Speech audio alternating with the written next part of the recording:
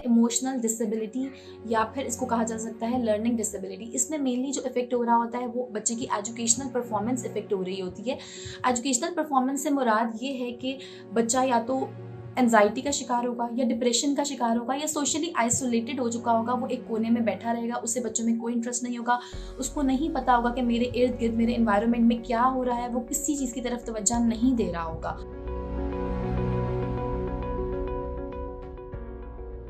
Bismillahirrahmanirrahim. Assalamu alaikum and welcome back to zacchabacha.com website. I am Dr. Aruj Khan. I am pediatric physiotherapist. और आज का हमारा topic है special need of children की बारे में। फर्स्ट ऑफ ऑल मैं आप लोगों को ये बताऊंगी कि who are special kids. Special kids किनको कहा जाता है? स्पेशल से मुराद है खास मखसूस तरीन बच्चे। स्पेशल किड कौन होता है मैं आपको बताती हूँ, जिनको अपनी ज़िंदगी में कुछ मुश्किलात का सामना करना पड़ता है, जैसा कि फिजिकल डिसेबिलिटी, जिस्मानी कमज़ोरी, डेवलपमेंटल डिसेबिलिटी, नशोनुमा में कमी। थर्ड पे आ जाएगा इमोशनल और लर्निंग डिसेबिलिटी। इमोशनल से मुराद एहसासात में कमी रह जाती है, लर्निंग सीखने की सलाहियत कम होती है या नहीं होती है। फोर्थ पे आ जाएगा हमारे पास सेंसरी डिसेबिलिटी। सेंसरी डिसेबिलिटी से बेसिकली मुराद ये है कि सेंसेस, हिस की कमी, कोई एक आधी हिस की कमी रह जाएगी बच्चे के अंदर। सबसे पहले मैं डिस्कस करूंगी आप लोगों के साथ फिजिकल डिसेबिलिटी को। फिजिकल डिसेबिलिटी में बेसिकली ये होता है कि हड्डियों, पट्ठों और जोड़ों की कमज़ोरी इतनी शिद्दत की होती है कि बच्चा अपना फंक्शन परफॉर्म ही नहीं कर पा रहा होता। जो उसके मसल का, उसके चलने की सलाहियत कम हो जाती है या वो होती ही नहीं है, और अगर वो चलता है तो किसी सपोर्ट के साथ चलता है। और दूसरी तरफ हमारे पास आ जाएगा कि बच्चे की मसल स्ट्रेंथ, मसल पावर इतनी कम हो जाती है कि बच्चे को कहते हैं ना कि एक हाथ मिलाने के जोगे भी नहीं रहता, उसका हाथ उठा ही नहीं पाता। और उसके बाद हमारे पास इसमें आ जाएगा कि बच्चे का या तो एक हाथ नहीं होता या कोई एक टांग नहीं होती, जिससे वो माजूरी का शिकार हो जाता है। मतलब फिजिकल डिसेबिलिटी में इतनी ज़्यादा कमज़ोरी हो जाती है कि बच्चा ना तो अपने बटन बंद कर सकता है, ना वो कुछ लिख सकता है, वो पेंसिल ही नहीं पकड़ सकेगा, उसके हाथों में इतनी ताकत ही नहीं होगी, तो वो किस तरह से ये सारे काम कर सकेगा। तो इसके लिए हम फिजिकल थेरेपिस्ट के पास जाते हैं और हम उससे रब्ता करते हैं, और वो आप लोगों को एक अच्छी फिजियोथेरेपी जो होती है बच्चे को बहुत अच्छा ओवरकम कर लेती है, और बच्चे की जो डिसेबिलिटी है वो ख़त्म हो जाती है, और बच्चा अपनी नॉर्मल लाइफ की तरफ ऑलमोस्ट आ सकता है अगर उसको अच्छे टाइम पे और सही टाइम पर फिजियोथेरेपी प्रोवाइड कर दी गई। सेकेंडली हमारे पास आ जाएगा डेवलपमेंटल डिसेबिलिटी। इसके अंदर बेसिकली 4 चीज़ें इफेक्ट हो रही होती हैं: फिजिकल, लर्निंग, बिहेवियरल और लैंग्वेज।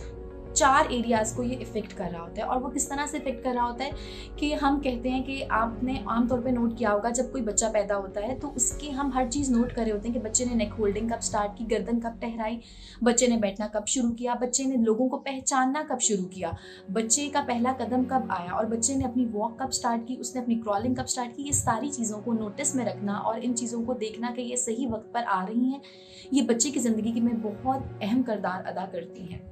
थर्ड नंबर पे हमारे पास आ जाता है इमोशनल डिसेबिलिटी या फिर इसको कहा जा सकता है लर्निंग डिसेबिलिटी। इसमें मेनली जो इफेक्ट हो रहा होता है वो बच्चे की एजुकेशनल परफॉर्मेंस इफेक्ट हो रही होती है। एजुकेशनल परफॉर्मेंस से मुराद ये है कि बच्चा या तो एंजाइटी का शिकार होगा या डिप्रेशन का शिकार होगा या सोशली आइसोलेटेड हो चुका होगा, वो एक कोने में बैठा रहेगा, उससे बच्चों में कोई इंटरेस्ट नहीं होगा, उसको नहीं पता होगा कि मेरे इर्द गिर्द मेरे एनवायरनमेंट में क्या हो रहा है, वो किसी चीज़ की तरफ तवज्जो नहीं दे रहा होगा। वो उसकी जो सीखने की सलाहियत होगी वो इतनी कम होगी कि उसे हमें बार बार बोल कर उसको एक चीज़ हमें याद करवानी पड़ेगी या सिखानी पड़ेगी। तो ऐसे मौके पर हमें क्या करना चाहिए कि फौरी तौर पर डॉक्टर को रुजू करना चाहिए। हमें ये नहीं देखना चाहिए कि बच्चा शायद वैसे ही बीमार है तो कोने में बैठा हुआ है, चुप क्यों बैठा हुआ है। हमें हर चीज़ को नोटिस में लेना चाहिए कि बच्चा किसी स्ट्रेस, एंजाइटी या डिप्रेशन में तो नहीं है। उसके बाद 4th नंबर पे हमारे पास आ जाती है सेंसरी इम्पेयरमेंट और सेंसरी डिसेबिलिटी। आपको नाम से ही आइडिया होगा कि इधर कोई सेंस की बात हो रही है, मतलब हिस की बात हो रही है। या तो बच्चे की जो सुनने की सलाहियत होती है वो नहीं होती है इसके अंदर, या फिर बच्चे की जो बिनाई होती है उसमें या तो कमी होती है या वो आंखों की बिनाई होती ही नहीं है, रोशनी नहीं होती, मतलब वो नहीं देख सकता।